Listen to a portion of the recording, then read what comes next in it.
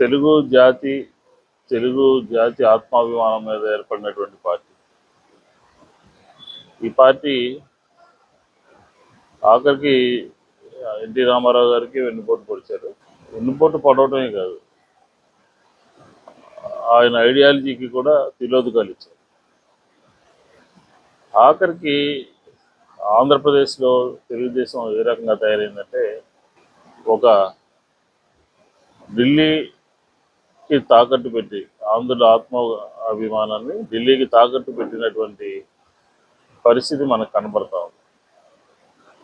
ఎందుచేతని అంటున్నామంటే, ఈ రాష్ట్రం విడిపోయినప్పుడు, ఈ రాష్ట్రం అసలు విడిపోవడానికి ప్రధానమైనటువంటి కారణం తెలుగుదేశం రెండు కళ్ళ సిద్ధాంతం కానీ, అలాగే రెండు రాష్ట్రాలు ఉండాలి అని చెప్పి